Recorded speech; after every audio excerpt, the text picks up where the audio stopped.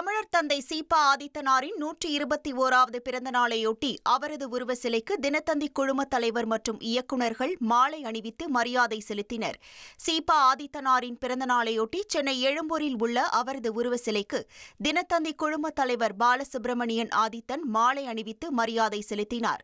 அவருடன் இணைந்து தினத்தந்தி குழும இயக்குநர்கள் ப. சிவந்தி ஆதித்தன் மற்றும் ப. ஆதவன் ஆதித்தன் உள்ளிட்டோரும் மாலை அணிவித்து தமிழர் தந்தை சீபா ஆதித்தனாருக்கு மரியாதை செலுத்தினர்.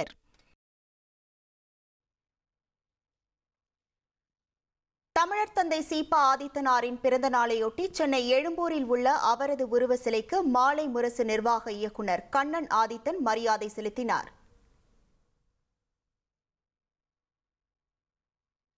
தமிழர் தந்தை சீபா ஆதித்தனார் பிறந்த நாளையொட்டி அவருக்கு முதலமைச்சர் மு. க. ஸ்டாலின் எக்ஸ் பக்கத்தில் புகழாரம் சூட்டியுள்ளார். இது தொடர்பாக அவர் வெளியிட்ட பதிவில், தமிழ் இதழியலின் முன்னோடியாக பாமரருக்கும் எளிய மொழி நடையில் உலக நடப்புகளை கொண்டு சென்ற சீபா ஆதித்தனாரின் பிறந்த நாளில் பன்முக ஆளுமையாக தமிழ் வரலாற்றில் உயர்ந்து நிற்கும் அவருக்கு புகழ் வணக்கங்கள் என குறிப்பிட்டுள்ளார்.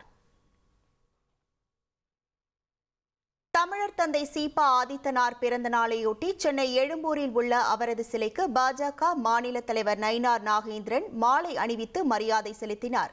அவருடன் பாஜக நிர்வாகிகள் கரீர் நாகராஜன், கராத்தே தியாகராஜன் ஆகியோரும் சீபா ஆதித்தனாருக்கு மரியாதை செலுத்தினர். அதிமுக சார்பில் முன்னாள் அமைச்சர் ஜெயக்குமார், மாவட்ட செயலாளர் R.S. ராஜேஷ் ஆகியோர் மரியாதை செலுத்தினர். அதிமுக தொண்டர்கள் உரிமை மீட்பு குழு சார்பில் முன்னாள் முதலமைச்சர் O. பன்னீர்செல்வம் தனது ஆதரவாளர்களுடன் சீபா ஆதித்தனார் சிலைக்கு மாலை அணிவித்தார். மதிமுக சார்பில் அக்கட்சியின் பொதுச் செயலாளர் வைகோ மாலை அணிவித்து மரியாதை செலுத்தினார்.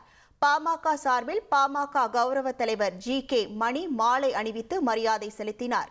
தேமுதிக சார்பில் முன்னாள் MLA பார்த்தசாரதி தமிழர் தந்தை சீபா ஆதித்தனார் சிலைக்கு மாலை அணிவித்து மரியாதை செலுத்தினார்.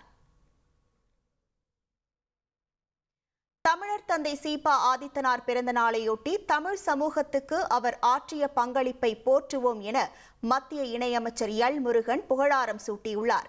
இது தொடர்பாக அவர் வெளியிட்ட பதிவில், சட்டமன்ற உறுப்பினராக, அமைச்சராக, சபாநாயகராக பல்வேறு பொறுப்புகளில் இருந்தபடி மக்கள் சேவையாற்றியவர் சீபா ஆதித்தனார் என குறிப்பிட்டுள்ளார்.